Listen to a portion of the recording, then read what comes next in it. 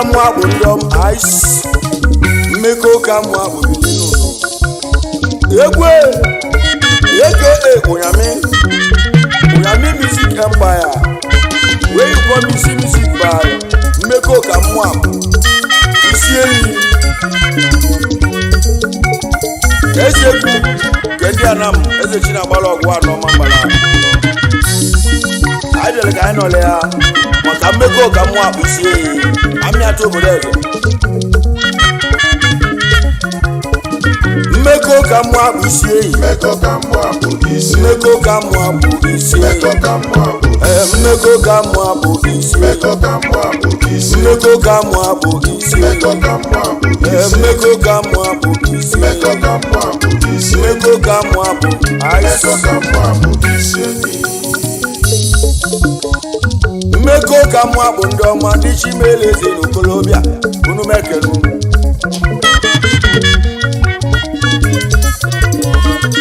Life project no sonu Life project amaka Mmeko Umuakpu na mme asaghị desienu na iti elobodo ọkụ ọkwa ime life project no so iligo ndo ya dere mma o life project no so ọ na-adị obodo mma Mmeko Umuakpu isi enyi Mmeko Umuakpu isi enyi isi enyi na-egwero mgbụgbọ mgbe ma oke ose bụlụ egwu ndị ahụ ụwa mụ anyị echiri ọnụ ana m etiri ndị obodo eze egwu Mmeko Umuakpu na mme atụ obodo eze n'ezie na anyị tinyere ọkụ anyị tinyere obodo anyị ọkụ ya bụ light project ka ọkụ na-ewule anyị ọ bụrụ maka Mmeko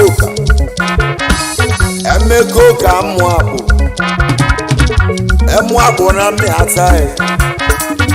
atụ obodo eze ndị ọma ọkwa anyị nwere buru web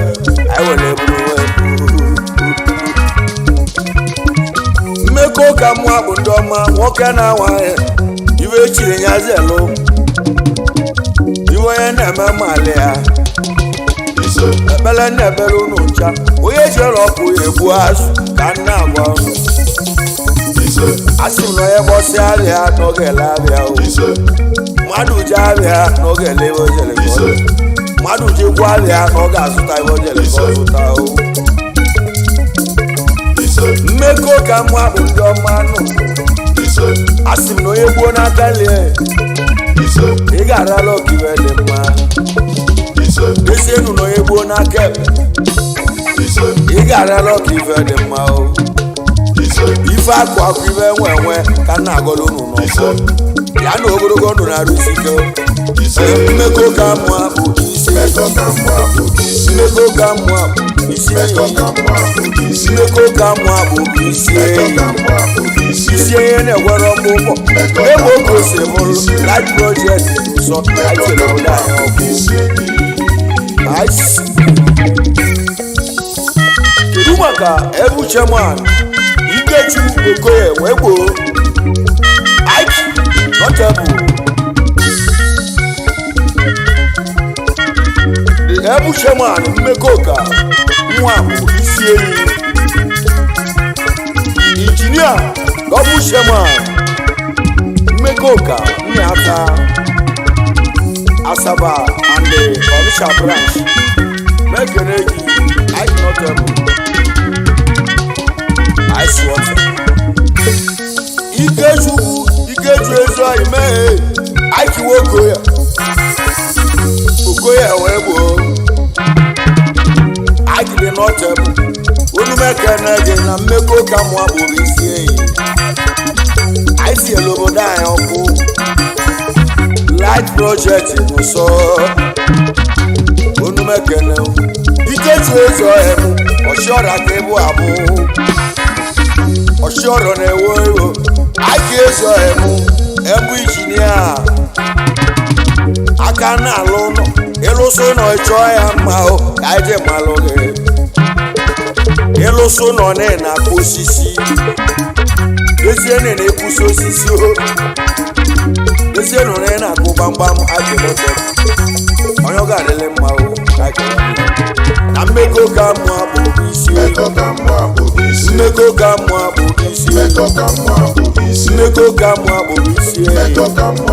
isi light project n'ụsọ mụ na ndị obodo mma ide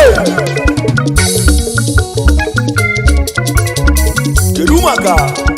Sunday gbarugo okoye nwanne gwe ye bụ arụaleza ma wan na nam Rashema mmekọ ka mụ abụ isi Odogwu na Lagos State Sunday nwanne mma Sunday wee gbarugo okoye okoye nwanne gwa Igbo arụaleza ma Egwu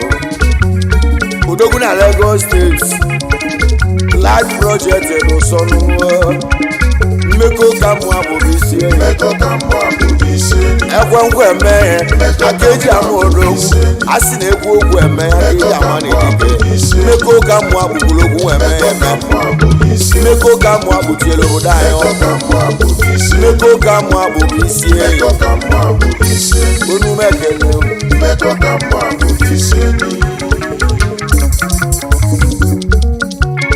kedu maka ebu sekretari Chinedu Boniface nwabada Edu Risky ebu sekretari mmekọ ka mụ abụ isi eyi Odogwu na Delta State mmekọ ka mụ abụ ndị ọma nọ ndị Chimeleze na nwanyị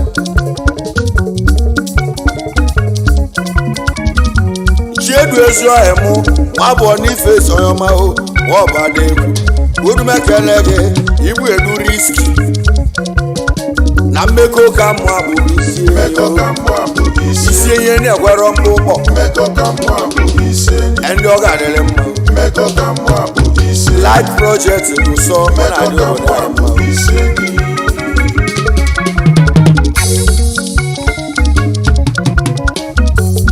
kedu maka Chukwuma mmadụ na-eme Okonkwo nwagadi ị na-agba mbọ ebu trejọra mmekọ ka mụ abụ isi odebe ego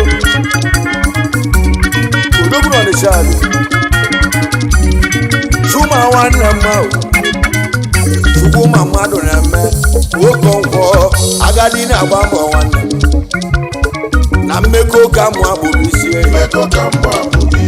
n'elu Ojukwu Chukwuma ezi ọhịa mụ aka na-edebe ego odebe ego life project n'ụsọ ọ na-asọ ụsọ onumekelu na mmekọ ka mụ abụghị isi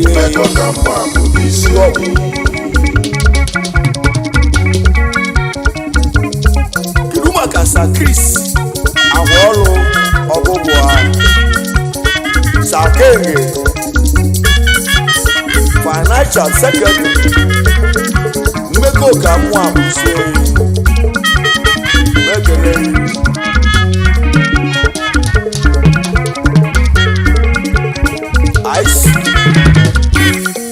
ezi oyi onumekene gị onye ọma Sir Chris Agwaọlụ ọgụgụ ha onumekele onye ọma Sir Kenge bili na mmekọ ka mụ abụghị isi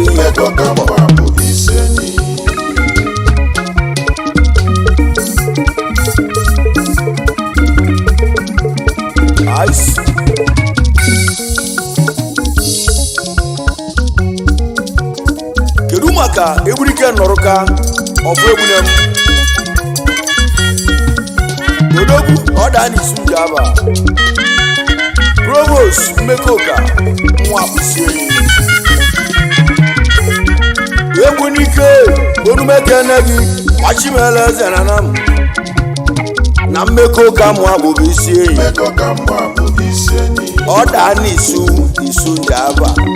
onumekene gị ebu Provost na onumekene gị nwanne m light project n'ụsọ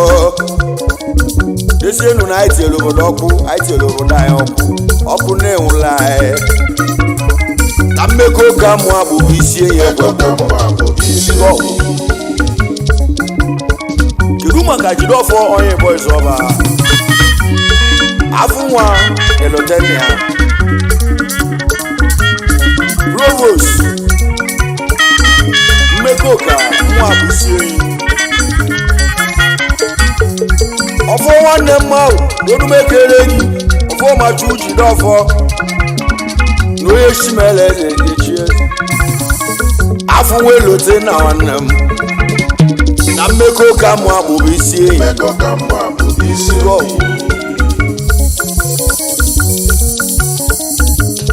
kedu maka Ejike Obiora na Mekenu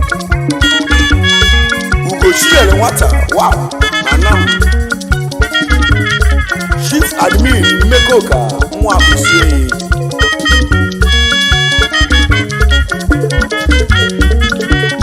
kedu maka Ejike Obiora na Mekenu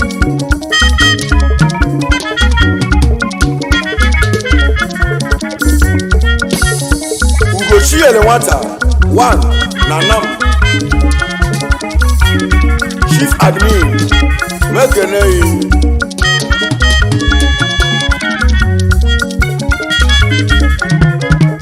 mmekọ ka mụ abụghị isi enyi mmekọ ka mụ abụ isi enyi ka anyị kenekwa Chukwudị Nwakọ Egwu atụ egbe ga na-agbanya oke isisi na nam isokwa na mmekọ ka mụ abụ isi enyi mekene gị Chukwudị esi onye mahụ onu mekene gị na mmekọ ka mụ abụghị isi enyi onu mekene gị Chukwudị Nwakọ ọ ga-adịrị mma egbe ka na-agbanya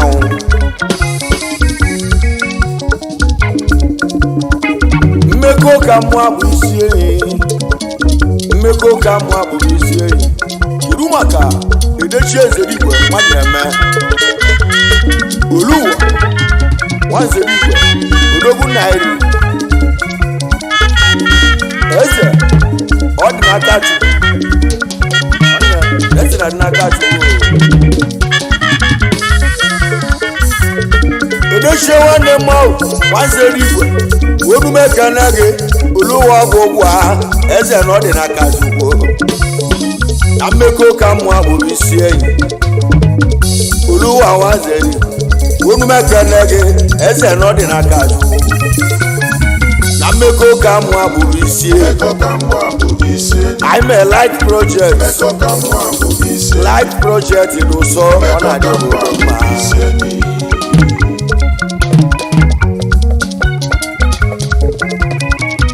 kedu maka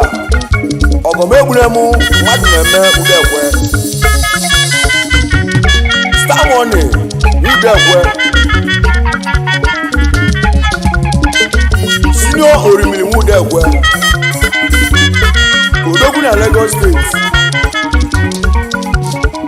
ice esi nwanne mmanwụ ya ka na-akpọ n'egwu onye ọma oge megbunemu ya bụ Udekwe onu mekele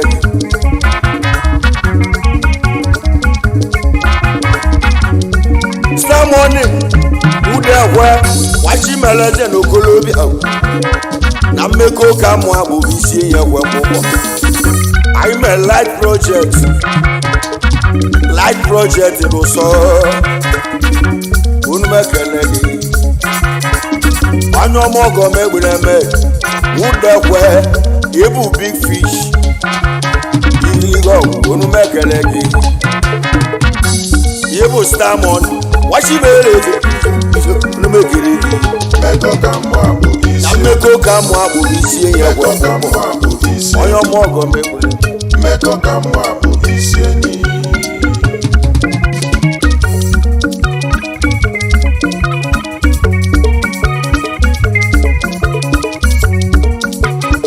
kedu maka Ugochi Egwu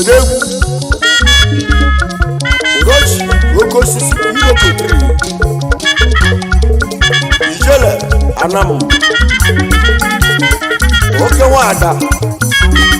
mekere gị udoji ezi ọhịa mmanwụ wifede egwu udoji nwe ifede egwu na mmeko ka mụ akpụrụ isi enyi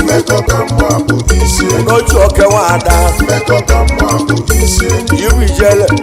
ochibelezi ga n'ihu unu mekere gị na mmeko ka mụ akpụrụ isi enyi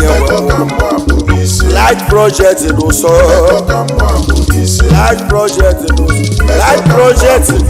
light project n'ụsọ ya na dị mma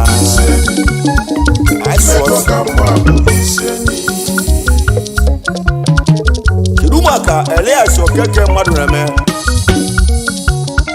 ụmụnna wezuo akụ odogwu n'ikpe alamewu ndụ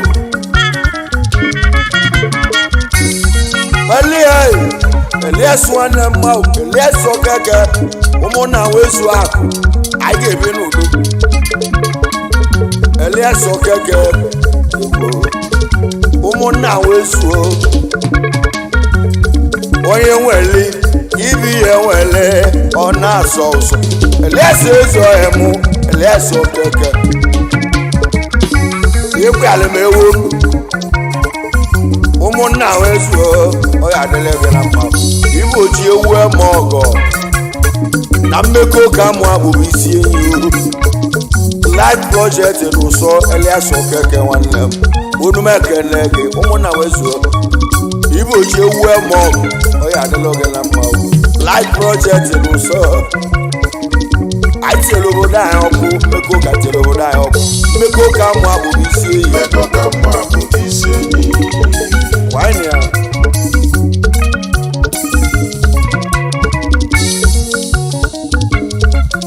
kedu maka Ogbuefi Chinedu Egwueze Anja ese kwesị wan na nam megere gị Ogbuefi Chinedu anyị mee onu mekene gị ya bụ Chinedu Egwueze Anja ọ ga-adịrị mma mmeko ka mụ akpụrụ isi enyi eze na-ekwesị eze kwesịrị gị unu m ekene gị onye ọ ga-adịrị mma esukwa ka m kenele gị Sunday Atiku ego orimili ata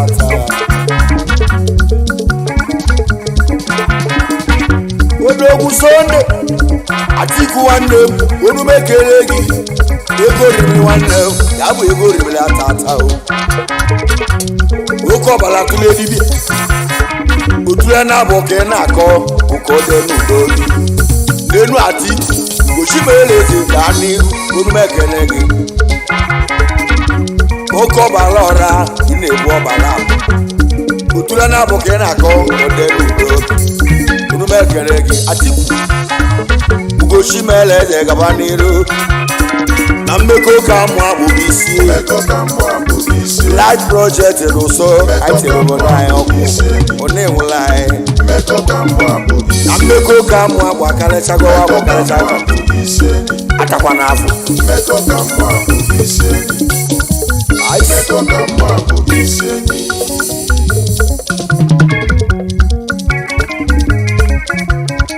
iru maka Ogbuefi Onyebuchi Egwuọba Mmeze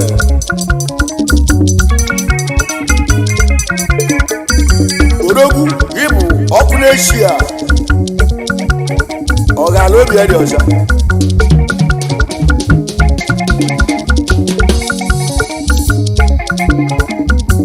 n'enu Onyebuchi Egwuọba nwa mmadụ bụ eze unu m ekele gị ịbụ odogwu ọkụ n'echi a ọkụ mmeko ka mụ akpụrụ isi ihe gwekwa ụkọ nne m oke osi uleze uleke ego ihe dị n'ọkụ n'echi ya light project n'ụsọ light project amaka nụrụ light project n'ụsọ ọ na-asọ obodo anyị ụsọ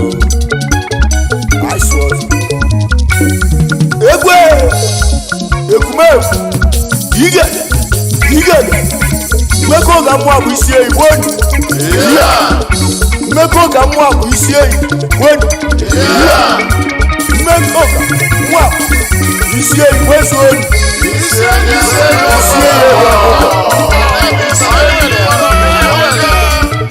ice Odogwu notem Aiki nwannem ibe akparịta na-eme ikechu ezo aiki nwoke ewegbo ịbọ shọt gochi melezi gaba n'iru bụrụ m ekele gị na Mmeko ka Umuakpu bụ isi eyi light project n'ụsọ ọ na-asụ obodo anyị ụzọ aka na-alụ ụlọ aiki notem bụrụ m ekele gị ndị mogo iwule gị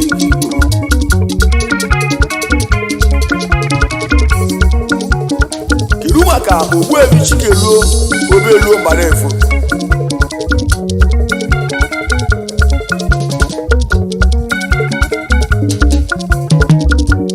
Odogwu Oruma ibe agụji wee niile ibe agụji niile dị na mbọ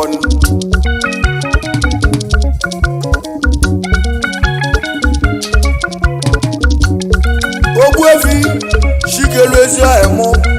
Obeluo nwamba na-eho urume ekele gị urume ezi ọhịa ma urume ekele gị Odogwu bụ ibe agụ jiri ile n'ọdịa na mbọ Mmeko ka Umuakpu bụ isi eyi isi ya adịrị mma light project n'ụsọ dedo aka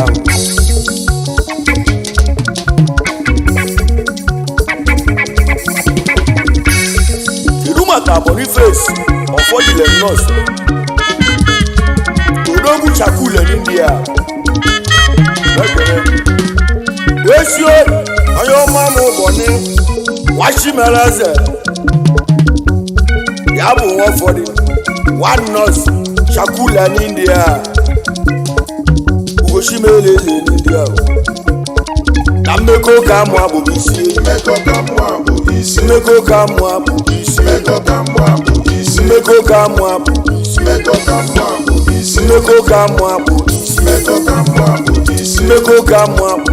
Mmeko ka Umuakpu bụ isi light project n'ụsọ Mmeko ka Umuakpu bụ isi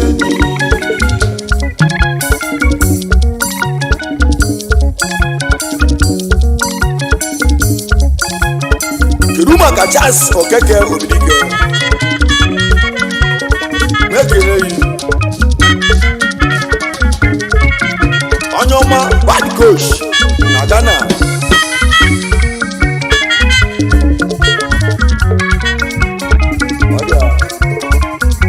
Charles ezi nwanne mmanwụ Charles Okeke ya bụ Obidike bad coach Odogwu na Ghana ike na Ghana Mmeko ka Umuakpu bụ isi Mmeko ka Umuakpu bụ isi onye Chimeleze ga-echi Mmeko ka Umuakpu bụ isi Mmeko ka Umuakpu bụ isi Mmeko ka Umuakpu bụ isi light project n'ụsọ Mmeko ka Umuakpu bụ isi nwanne ibe na-ekwu okwu bụ maka light project ọkwa n'ibe gọọmenti kwesịrị ime ndị obodo ya ka Mmeko ka Umuakpu si eyi na ndị atọ obodo ọ bụ ya ka anyị ji aka anyị wee mee gbara eziokwu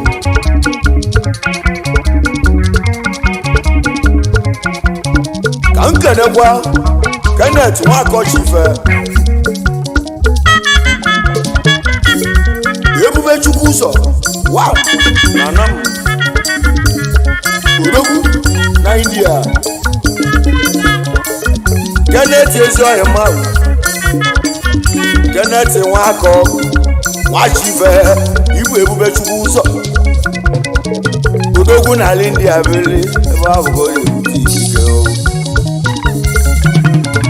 na Mmeko ka Umuakpu bụ isi Mmeko ka Umuakpu bụ isi Mmeko ka Umuakpu bụ isi Mmeko ka Umuakpu bụ isi kedu maka Chukwudi Udenze Obiora Alhaji na iti mekele gị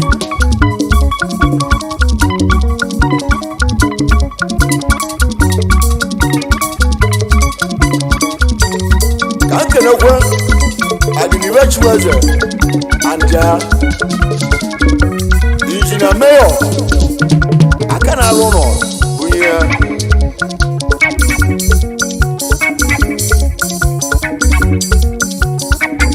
kedu maka ọbalị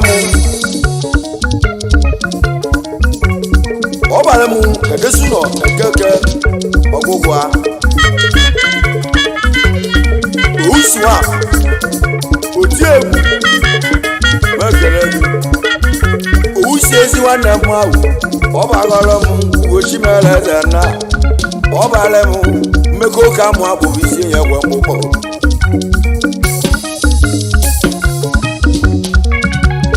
ka m kelekwa Benjamin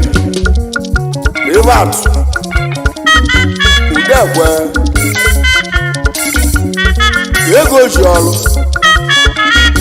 beji ezi nwanne m ahụ Rivat ahụ ego ji ọrụ money na master na mmekọ ka mụ akpụrụ isi Mmeko ka mụ akpụrụ isi Mmeko ka mụ akpụrụ isi Mmeko ka mụ akpụrụ isi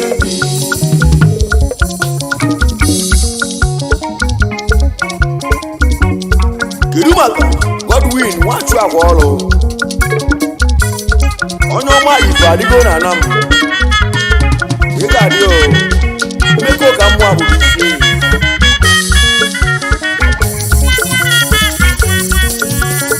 ka anyị kenekwa Elias anekwe agwa ọrụ Nze Hodis Transport Nigeria Limited Odogwu na Lagos State ekele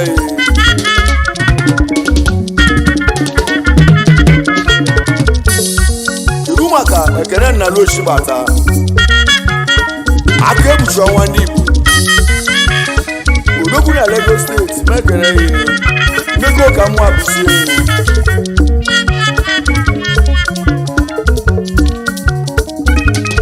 ka m kenekwa Arise Lazarus Ọbadegwu Injinia Good aka na-alụ ụlọ chọ mma mekele isokwa na mmekọ ka mụ abụsi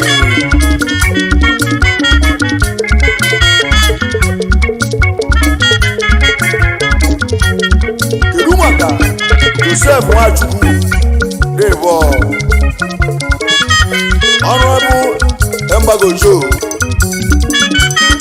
Ichie amara emelibe enwere ikpe gbuo ya ice mgbago ezi anyị mee onume kele gị Joseph Nwachukwu Oshimele eze Honorable mgbago onume kele gị nwanne m n'onye Shimele eze ga-abụ eze na mmekọ ka mụ akpụrụ isi eyi ihe Honorable isi amala onye merebe ewelite gbuo ya onume ekele gị Embagojo Odogwu golobele udugbuye m mgbe m na-ebido egwu ebido igolobele udugbuye m n'egwu onume ekele gị Embagojo biko kenelu m Elias Okeke ụmụnna wezu akụ ezie n'ụlọ ọgbụ ya na ewu ndụ igiligo mmanwụ na-eshiri ọrịa ụwa ice nwanne atamukwe anyị na ya atakwa n'abụ enulu kepu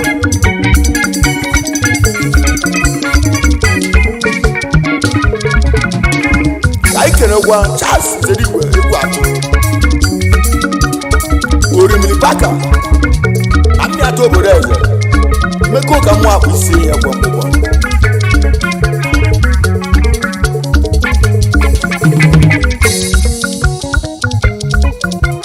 Osta Emeka Mmụọba Oskop Igwe Oskop onye ọ ga-adịrị mma Oshimele eze Oskop Osta nwanne onume ekele gị na mmekọ ka mụ akpụrụ isi Mmeko ka mụ akpụrụ isi kedu maka Edechie John Nwasa eze ọmọgọ wad na nam n'ekele ya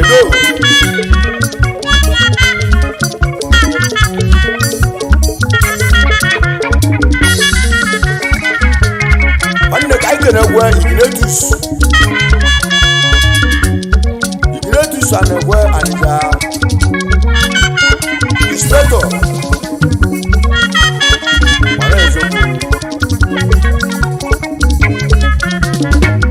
Mmeko ka mụ abụ ndị ọma nọ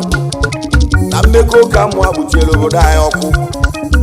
light project n'ụsọ ọ na-adị obodo mma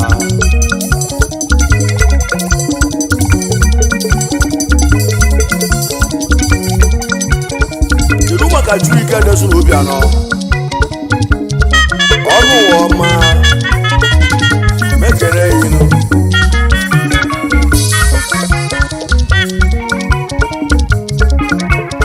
ka nkeregwe innocent ụdala ọgwụgwụ ha ogwegwu mekere eyi mmekọ ka mụ abụghị isi eyi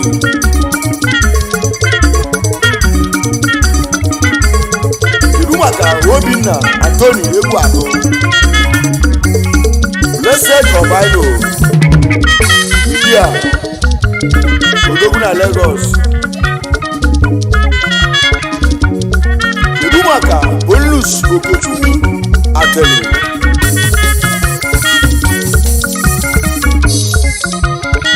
ọmọlọr na Igbanda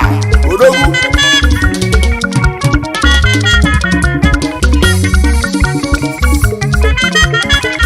mmekọ ka mụ abụ ndị ọma nọ ndị ọ ga-adịrị mma ndị gwere gwa wee mee ndị na-ekwu okwu ma mee ebe akwụrụ n'ọrụ ndị na-ekwu okwu ma mee ebe akwụrụ n'ọrụ na mmekọ ka mụ abụghị isi light project n'ụsọ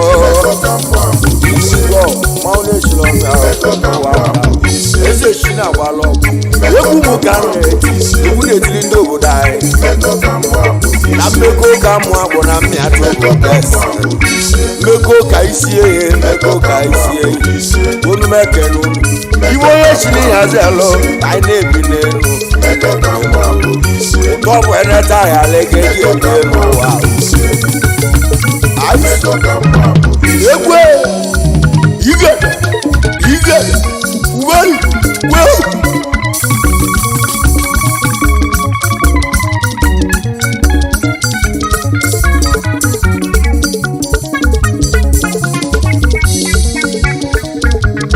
nwanne ọ dị alive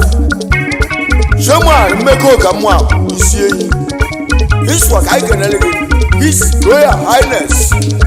Igwe Sylvester Udalo Nọọsụ eze dị ebube na nam igwe na-achị ọra igwe ị ga-adị o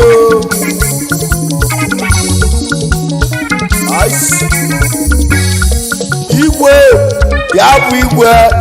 n'elu igwe ndị igwe ya bụ His Royal Highness Igwe Sylvester Udalo Nọọsụ ebe odogwu onye ọ ga-adịrị mma igwe dị ebube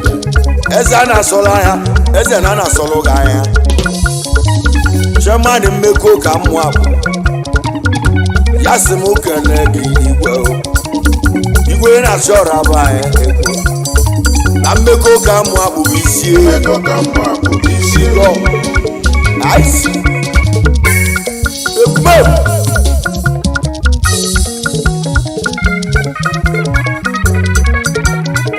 ebushie I cannot help this work I can help you really chirokwe onowu Jesus ọ̀rọ̀ méjì sí anam odogwu na Lagos State ike cannot help us can connect maka large project kawa mere mmekọ ka mụ apụsi onowu onumeka na gị onye ọma sirili chirokwe odogwu nwere obu ọ ga-ala nwere obu sale ikechu si mụ kele gị sirili onowu onu ekele gị na uru chine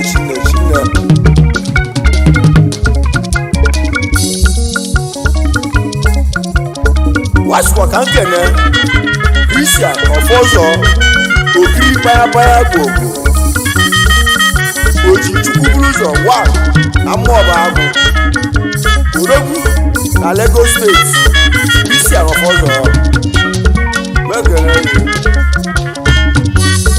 na n'ọfọ ọzọ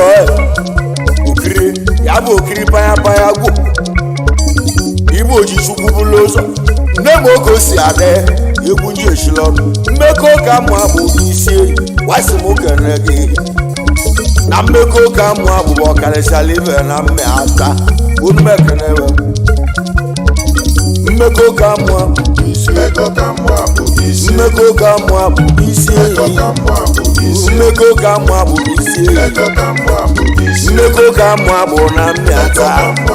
ihe unu m ekene aịsụ ọsọ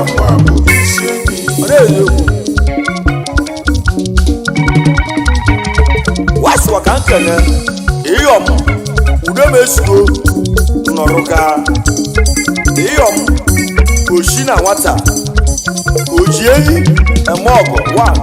na nam niile gba gburugburu iyom orumekele gị iyom udemezugo nọrụkawa gadi ala na-azụ nwa ibu oji eyi eme ọgọ mmekọ ka mụ abụ isi eyi wasị m kene gị mmekọ ka mụ abụ ga-adịla obodo anyị life project n'ụsọ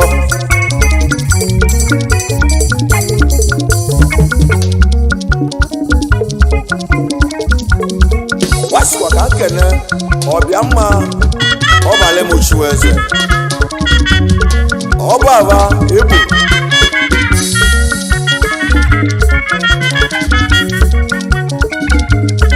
kedu maka uju nnamdi siribe agwa ọlụ asa mụ agbara mekere yi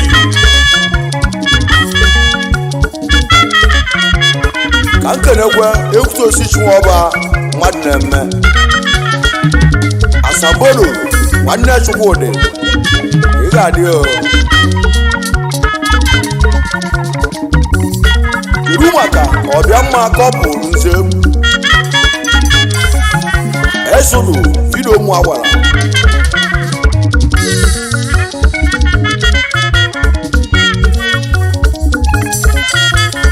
ka nkenekwe oyibo nwachukwu okoye ọka vidio mụ agbara mmekọ ka mụ abụsi enyi na-ekele ụlọ kedu maka ude ezuo ụlọchi anekwe ọkọgwọ kwaliti mụ agbara mmekọ ka mụ abụsi enyi kedu maka ngozi ls na-eke mmadụ kọrọ sacha onumekele ka nkenekwe chuto George Mbanefo webu silo mụ agbara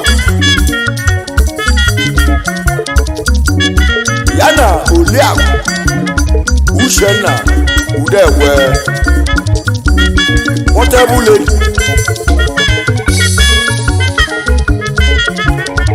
ya na Bridget ọbalịmụ Ezebilo Enalo Babish ụmụ agbara kedu maka Uju Aloyi nọọsụ Arụmakụ Nweze ọba ya na Ijeọma Ejike Chidokwe gbannaluo mmadụ aka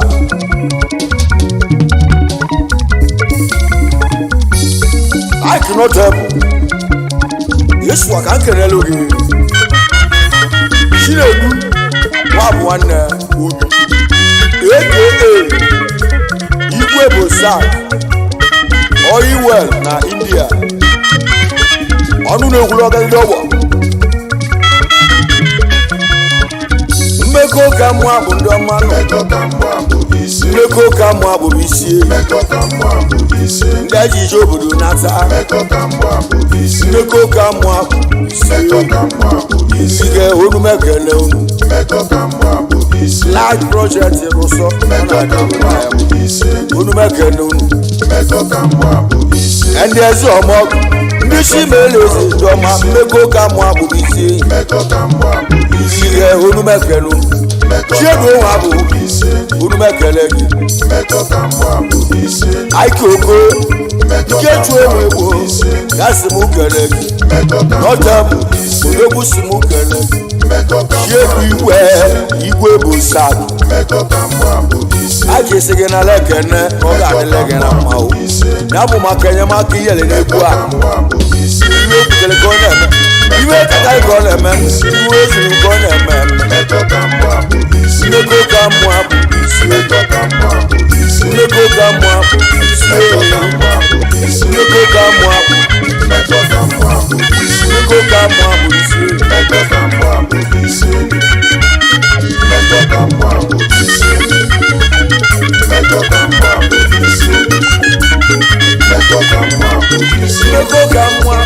Mmeko ka mụ abụ ndọma abụrụ